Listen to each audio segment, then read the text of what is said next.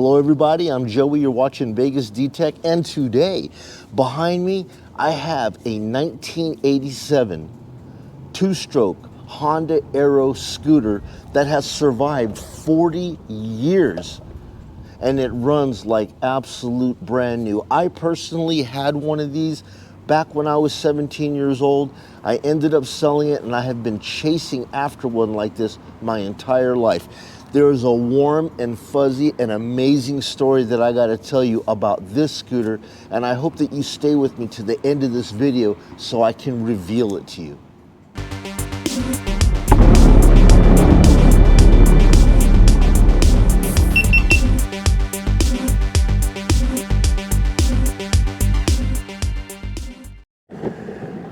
The year is 1987.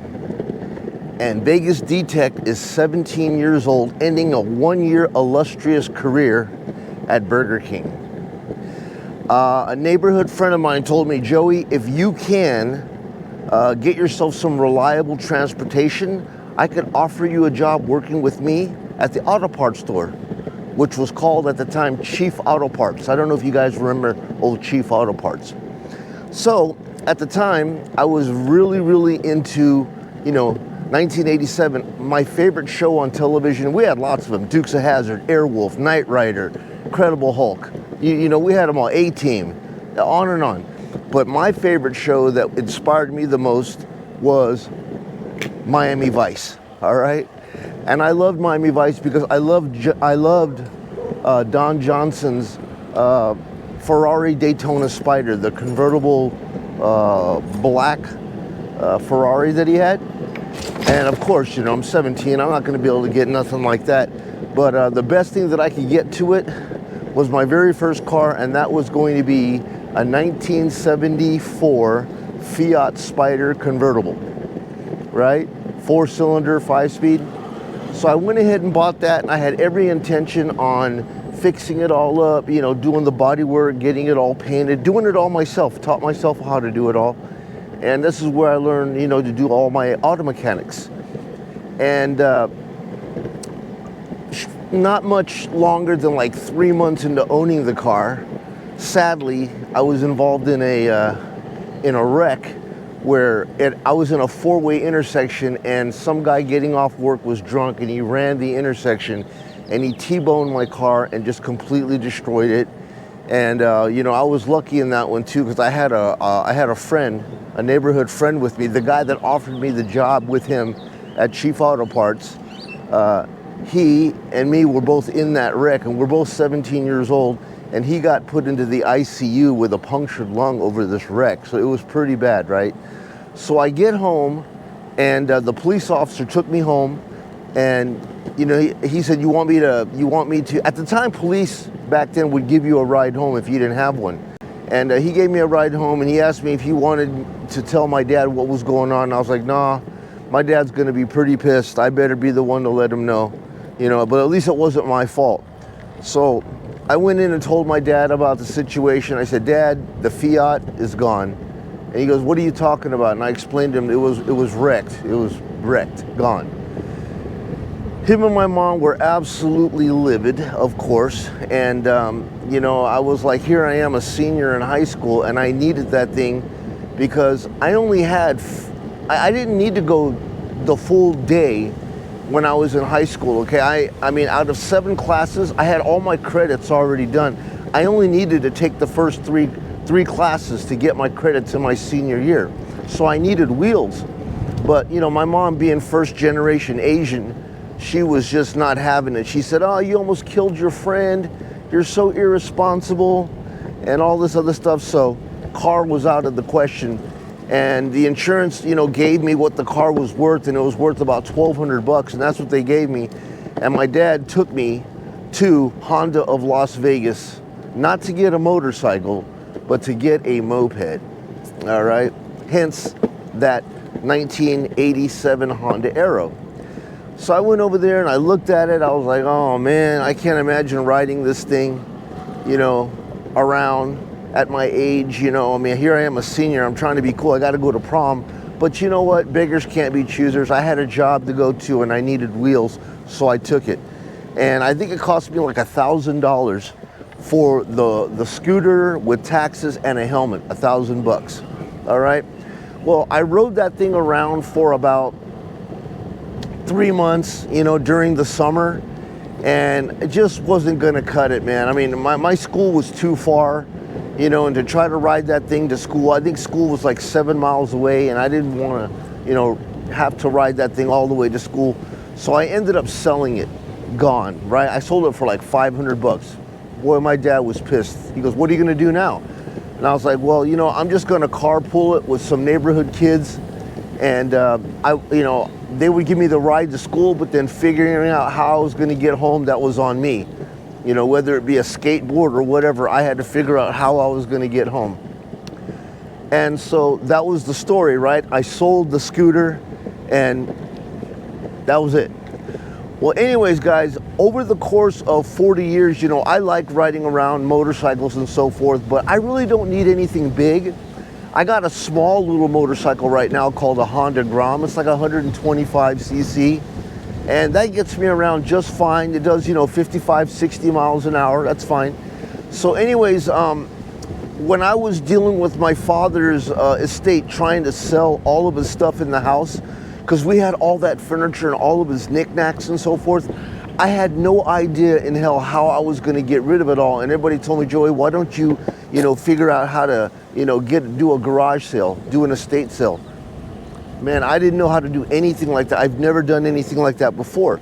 So I jumped on. Here in Vegas, we have a community thing called OfferUp. I'm pretty sure you guys have that. Craigslist is dead, and of course, Facebook Marketplace.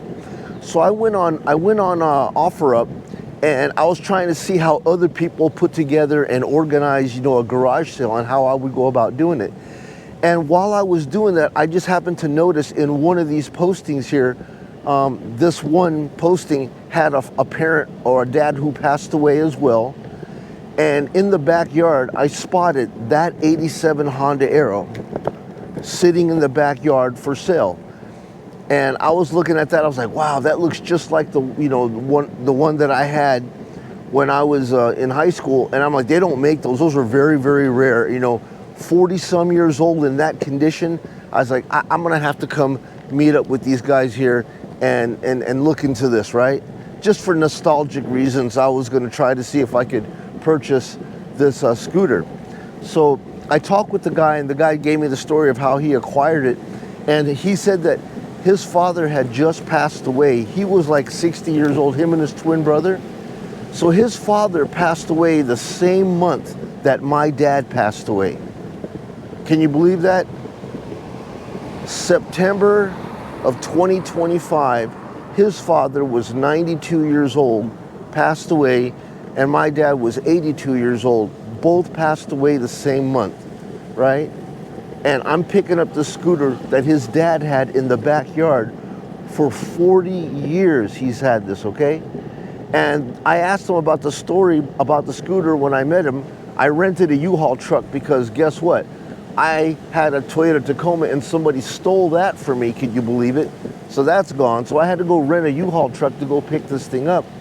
And I drove all the way out to his house, and he told me that they don't know, all they know is that they actually bought it secondhand, right? They bought it from, his brother actually bought it from somebody secondhand when he was in high school, and he kept it for about a year and a half, and then he joined the military, and his dad just kept it in, you know, in his storage shed in the backyard all them years. And each year that him and his brother would come out to visit his dad, they were from, I believe, Michigan, so they would come out, and him and his daughter would take the scooter, they would air it up, put some gas in it, clean it up a little bit, and then they would just ride it around the neighborhood. And they did this year after year, summer after summer. This is what they did for fun. And that was the story on the scooter. So I ended up getting this bike. I picked it up, loaded it up in the truck, brought it home, and took it off the truck.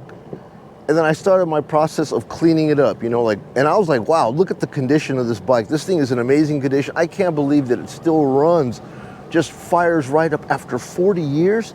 That's a testimonial, man, to good old Japanese engineering back in the 80s, right? So I clean it up, and like I was telling you, my dad always told me to make sure that I engrave my name somewhere in the bike. That way, you know, if the bike got stolen, I can let the police officer know, I think it's mine and I can prove it because my number is written somewhere on the bike. Of course, I don't remember where I put it after all those years, right? So I went ahead and opened up one of the compartments that stores the spark plug. And I started scrubbing all the, you know, the old grease and stuff out of it. And as I was scrubbing the grease out of the plate, I started seeing this number appear, right? And I'm rubbing it and I'm rubbing it, and lo and behold, guys, you would not believe it was my scooter from 40 years ago. That's right, guys. Not like my scooter, but my scooter. So let's have a look at this, guys. Let's just walk around real quick. You are gonna be hard pressed to find one of these guys right here, 40 years old, in this kind of condition. All the plastics are in exactly perfect condition all the way around. Got a little wear on the seats right here. But take a look at all that, guys. It's the two-stroke scooter. It's got the little step in. Guys and girls can both use it. Check a look at that vintage dashboard right there. And this guy right here, man, it only says 40. And when I was 150 pounds and I got this scooter, this thing would just rev all the way up to 40, guys, and would start to come off that. So I knew it was getting more than that. I love the little storage compartments that it has. It had this little area down here for, you know, at the time you didn't need no registration or insurance. You know, 50 cc's or less, you didn't need none of that. All you needed was a driver's license, so you could put drinks and sodas and candy in there. And then in this side over here, you got a little another storage cubby hole. You can put side stuff inside there. And then right over here will be where your fuel tank is. Fuel goes in there, two-stroke oil goes in here, and then your cute little battery will go inside here.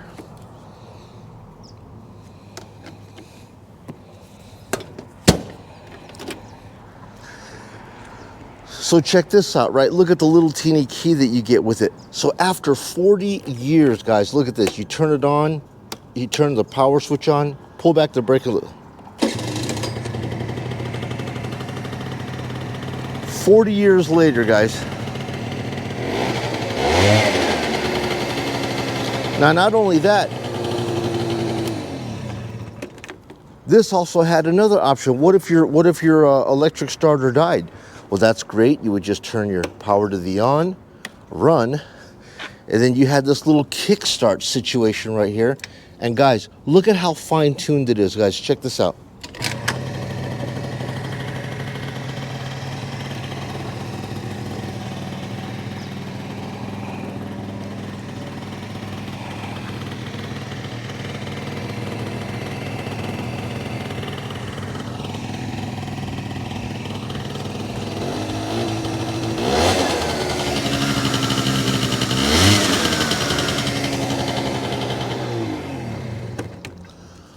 All right, enough of that.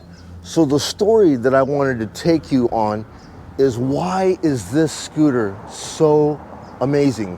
What makes it so amazing? Yes, it's amazing that it's 40 years old, and it's amazing that I was able to find something like this in such pristine condition after 40 years, and I've been hunting for this. They discontinued it, never brought it back.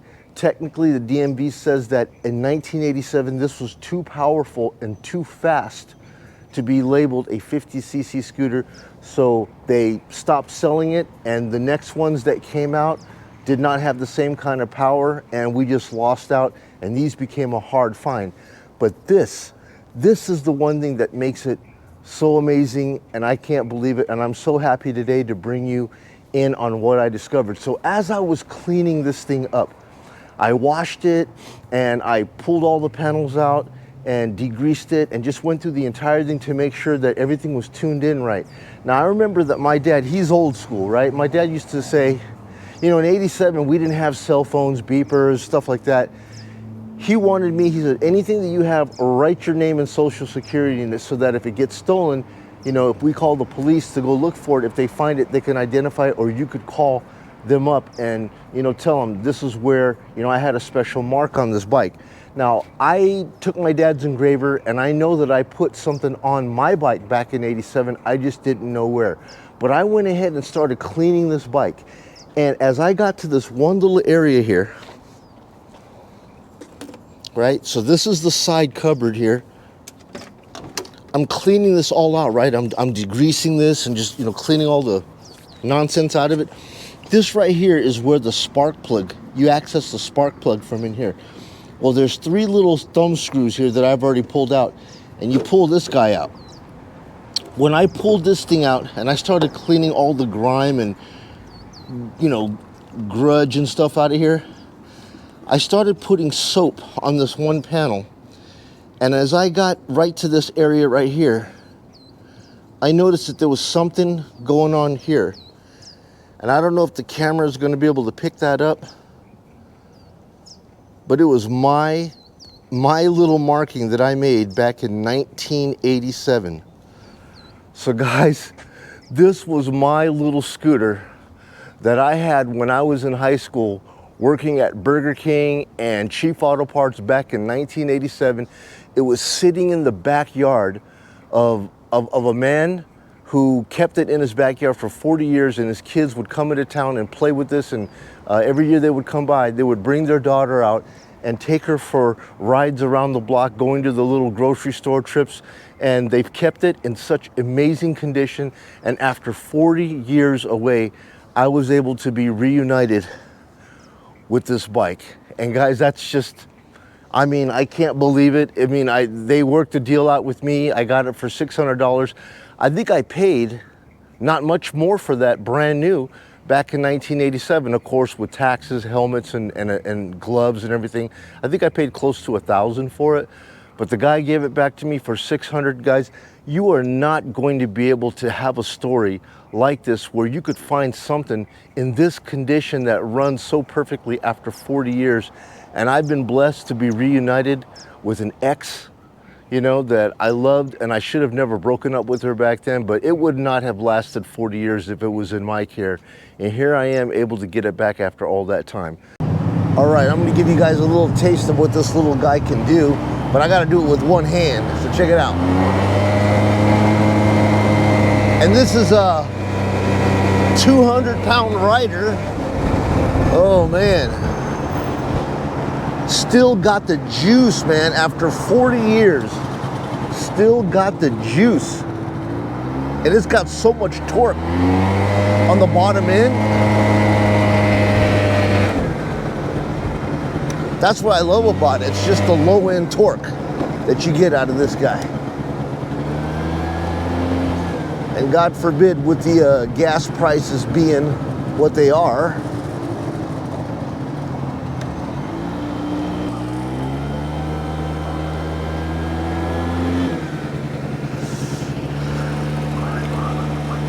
so yeah, guys, I'm telling you, this thing is still a blast. After 40 years, man, it was fun back then, and it is still so much fun right now for just neighborhood, getting around the neighborhood, picking up some, fast food for the kids or something like that, or just, you got nothing better to do. This thing right here only requires a one-time registration. Let me get off this real quick.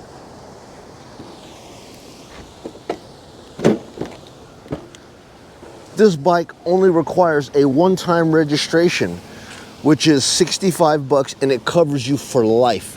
No insurance, no smog checks, no registration, nothing. Just one-time fee, and you could ride it forever. I couldn't pass up getting it again. And this is what I look like on it today. Now, back in 1987, this was the epitome. If you wanted a scooter, this is the one that you wanted. Now, of course, I was about 155 pounds wet back then, and right now I'm about 205, 210 if I had a couple of Big Macs. But this is what it looks like, guys, and this is still an amazing ride even after 40 years. But anyways, guys, I just wanted to bring this thing to you because I thought, man, look, this has got to be almost like divine intervention, my dad passing, and then if it wasn't for him passing, I wouldn't have been able to or had the reason to get online and look around, offer up for other people doing garage sales, and meet up with these two brothers that their father also passed away the same month that my dad passed away, and they're trying to gather and get an estate garage sale put together, which I was already going through, and then to find my scooter that I had back in 1987 sitting in their backyard. Guys, that is like divine intervention. And it was like a happy thing. Not too many happy things happen to us, but when something like that happens, that's almost like a class reunion. And it was one of the most happiest moments to me. I told Maria about it and she just couldn't believe it. Many people just fall out when I tell them that story. And that was just one of the stories that I wanted to tell to you. So anyways, guys, just another little neighborhood, walk and talk, whatever. And I just wanted to bring you that cool little story. I thought maybe you would get a kick out of it. But anyways, man, if you guys like content like this, please do me a kindness. Like the video, subscribe if you haven't done so already. And that's all I have for you right now, folks. This is Joey. You're watching VegasDtech. I hope you guys are doing well. And I will catch you guys on the next upload. You guys take it easy. Bye now.